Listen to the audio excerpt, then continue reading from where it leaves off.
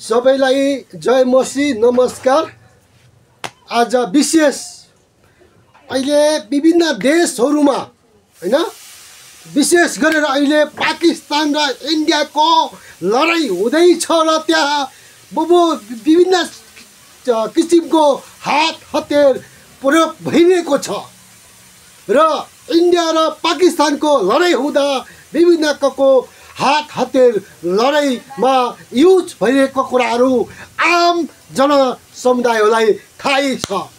विशेष आज मैले एउटा हात हतियारको विषयमा तपाईहरुसँग मैले प्रचार गर्न खोजिरहेको छु र यो कुराहरूको बारेमा स्पष्ट रूपमा थाहा हुनेछ, तपाईले यो हेरेर बुझ्नुहुनेछ।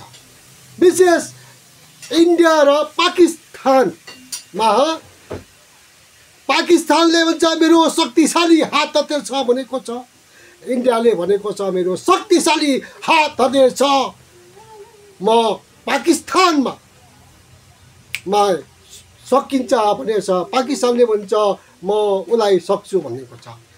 हे मेरा मित्रहरू, ए पाकिस्तानहरू मेरो मित्रहरू, ए मेरो इन्डियाका मित्र दाजुभाइहरू, यो कुराहरुबाट हामीले जोगिनको निम्ति हामीलाई सहायता गर्नुहोस् र प्रार्थना गर्छौं हामी।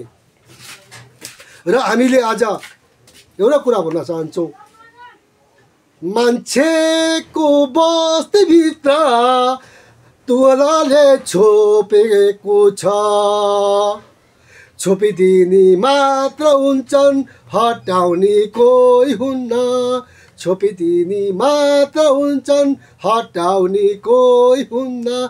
मान्छेको बस्तीभित्र तुलाले छोपेको छ,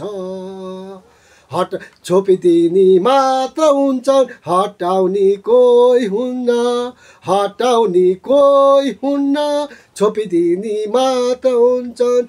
मान्छेको बस्तीभित्र तुलाले छोपेको छ, हटाइदिने कोही हुन्न, छोपिदिने मात्र हुन्छन्, हटाइदिने कोही हुन्न, छोपिदिने मात्र हुन्छन्। मित्रहरू, विशेष मान्छेको बस्तीभित्र तुहालाले छोपिएको छ तर हटाउने कोही पनि हुँदैन। मित्रहरू, तपाईको छिमेकीले तपाईको घरमा परेको समस्या हटाउँदैन, यसकारणले हेरेर बस्छन् टुलु तर त्यहीलाई छोपिदिनलाई मात्र खोज्छन्। ए मेरा दर्शकहरू, ए मेरा मित्रहरू, आजको यो एनसीसी टिभीबाट एकदमैसँग तपाईसँग प्रचार भइरहेको छ। यो विश्वले हेरेर यसलाई अगाडि बढ्नुहुन्छ। विशेष आज पाकिस्तान र इन्डियाको हात हतियारको विषयमा आज परमेश्वरको वचनले के भन्दछ? परमेश्वरको वचनले के भन्दछ?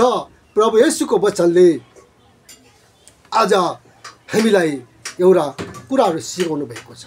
प्रभु येशूले हामीलाई आज हात हतियार दिनुभएको छ। परमेश्वरको हात हतियार भनेको भन्नुभएको छ है।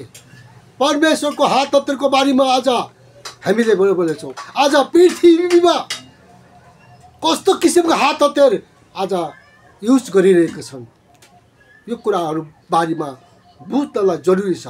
हेर्नुहोस्, परमेश्वरको हात हतियार अब अन्त्यमा प्रभुमा र उहाँको शक्तिको सामर्थ्यमा बलवान हौ। दिवलासको युद्धहरूको विरुद्धमा खडा हुन सक्नलाई परमेश्वरको सारा हात हतियार धारण गर। अब हामीले जान्नुपर्छौँ, अब परमेश्वरको हात हतियार धारण गर्नुपर्छ, प्रभु येशूको हात हतियार धारण गर्नुपर्छ भनेपछि हामीले परमेश्वरको सारा हात हतियार धारण गर, किनकि हामीहरूको युद्ध शरीर र रगतको विरुद्ध होइन तर परदन्तहरूको विरुद्ध, शक्तिहरूको विरुद्ध र वर्तमान र अन्धकारका संसारिक शासकहरूको विरुद्ध र स्वर्गीय स्थानहरूमा भएका दुष्ट आत्मिक सेनाहरूको विरुद्ध हो। यसकारण परमेश्वरको सारा हात हात हतेर उठाऊ र यसरी खराबको दिनको सामना गर्न सक र सबै काम गरेर खराउनु सक्ने हौ। यसकारण आफ्नो कम्मरमा सत्यले कसेर धार्मिकताको छाती पाता लगाएर खडा हौ र खुट्टामा मिलापको सुसमाचारको जुत्ता लगाएर तयार हौ र साथमा विश्वासको ढाल बुझाउ जसबाट तिमीहरू दुष्टको सबै ऐनी बाणहरू निमाउन सक्नेछौ। मित्रहरू, आज परमेश्वरको वचनमा यो बाइबलमा एकजनाले होइन, दुईजनाले होइन, तीनजनाले होइन, पाँचजनाले होइन, छजनाले होइन, यो 66 जनाले 66 अगमवक्ताहरूले यो परमेश्वरसँग दर्शन पाएर पवित्र आत्माको शक्तिद्वारा पाएर चाहिँ आज यो बाइबलमा लेखेका कुराहरू परमेश्वरको वचन हो। त्यस कारणले मित्रहरू, मेरा भाइ र मेरा दिदीभाइहरू, मेरा दाजुभाइहरू, हे मेरा अग्गा पर्छ, यो चाहिँ एकजनाले लेखेको होइन, दुईजनाले होइन, यहाँ 66 अगमवक्ताले लेखेको छ। त्यस कारण यो प्रमाणित भएको हो, परमेश्वरको वचन हो भनेर चाहिँ यो प्रमाणित भएको हो। तपाईँले यति थाहा छ, तपाईँको गाउँघरमा 5 जनाले गरेको मिटिङ, 5 जनाले गरेको न्याय चाहिँ त्यहाँ पनि सर्वसम्मत चाहिँ त्यो न्याय हुन्छ भनेर भन्छन्। गाउँघरमा 5 देखि 10 जनाहरू बसेर चाहिँ कसैको घरमा होइन एउटा नराम्रो क्रियाकलाप होला, त्यहाँ अर्कोको घरलाई नराम्रो तोड पुग्ने कामहरू होइन पुग्यो होला, त्यहाँ मेलमिलाप गराउनको निम्ति 5-10 जना भेला भएर त्यहाँ मेलमिलाप गराउने कामहरू हुन्छ। त्यस कारण मित्रहरू, आज परमेश्वरसँग मेलमिलाप बनाउनको निम्ति,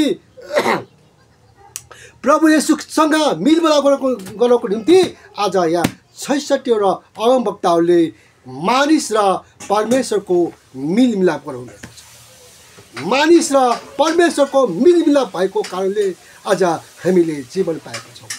आज अघि नै मैले वचन पढ्दै यहाँ शक्तिशाली होइन हात हतियारको कुरा चौतेर हामीले दुष्टी आत्माहरूको सेनाहरूको विरुद्धमा चाहिँ आज परमेश्वरको हात हतियार धारण गर्छौँ।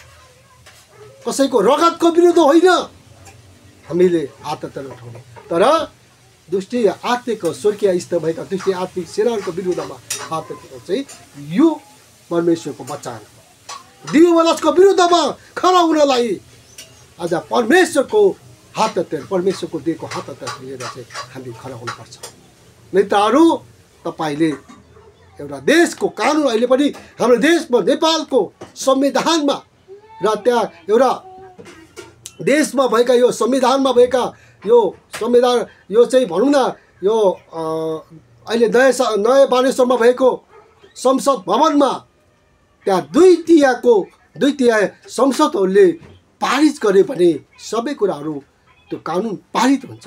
त्यस कारणले मित्रहरू, आज 66वटा अगमवक्ताहरूले यो पुस्तक निर्माण गरेको कारणले आज बाइबल चाहिँ परमेश्वरको वचन हो, पवित्र बाइबल हो भनेर प्रमाणित भएको छ।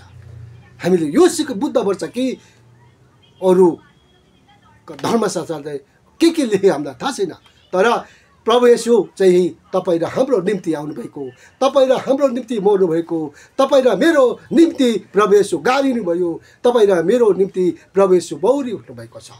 हामीले यही भन्न चाहन्छौँ र अहिले जुन यस संसारमा हात हतियार उठिरहेको छ यसको चाहिँ त्यहाँ भएका इन्डियामा भएका दाजुभाइहरूसँग प्रेम नभएको कारणले र पाकिस्तानमा भएको दाजुभाइसँग प्रेम नभएको कारणले आज त्यो अवस्थामा पुगेको छ। मित्रहरू, त्यस कारणले पाकिस्तानका दाजुभाइहरू, इन्डियाका दाजुभाइहरू, तपाईँहरूले प्रभु येशू ख्रिस्टलाई को बारेमा बुझ्नको लागि जरुरी छ। यो तपाईँको हात हतियार प्रभु येशूको लागि केही पनि होइन, पाकिस्तानको हात हतियार केही पनि होइन, इन्डियाको हात हतियार केही पनि। प्रभु येशू चाहिँ तपाईँलाई जीवन दिन चाहनुहुन्छ, तपाईँलाई उद्धार गर्न चाहनुहुन्छ। त्यस कारणले त्यहाँ भएका कति नेपाली दाजुहरू पनि गएर त्यहाँ अप्ठ्यारोमा स्थितिमा परेको छन्। हे प्रभु, म प्रार्थना गर्छु पाकिस्तानको निम्ति प्रभु तपाईँले त्यहाँ प्रभु येशू अनुग्रह गर्नुभएको होस्। इन्डियाको लागि प्रार्थना गर्छु प्रभु येशू तपाईँले त्यहाँ अनुग्रह गर्नुभएको होस्, त्यहाँ शान्ति ल्याउनु भएको होस्, इन्डियामा शान्ति ल्याउनु भएको होस्, अनुग्रह गर्नुभएको होस्। इन्डियामा भएका दाजुभाइहरूलाई प्रभु येशू तपाईँले अनुग्रह गर्नु, कृपा गर्नु, दया गर्नुभएको होस्। पाकिस्तानमा भएका दाजुभाइहरूलाई पनि प्रभु येशू तपाईँले अनुग्रह गर्नुभएको होस्, कृपा गर्नुभएको होस्, उहाँहरूलाई सहायता गर्नुभएको होस्। प्रभु त्यो झै झगडाबाट, दुष्टको हेजनाहरूबाट, दुष्टको सारा शक्ति हो हेजनाहरूलाई प्रभु येशू तपाईँले हटाउनु भएको होस्। हामी यही बिन्ती प्रार्थना गर्दछौँ। धन्यवाद। यो प्रार्थना सुन्नुभएको निम्ति प्रभु येशू परमेश्वर धन्यवाद, आशिष पाउँदछु येशू प्रभुको नाममा। सबैलाई जय मसीह। आजको यो एनसिसी यान टिभीबाट यो प्रार्थना भइरहेको छ। अब इन्डिया र पाकिस्तानको निम्ति म केबी खाती राष्ट्रिय क्रिस्चियन आय संरक्षण समिति नेपालको अध्यक्ष होस् त। जय मसीह।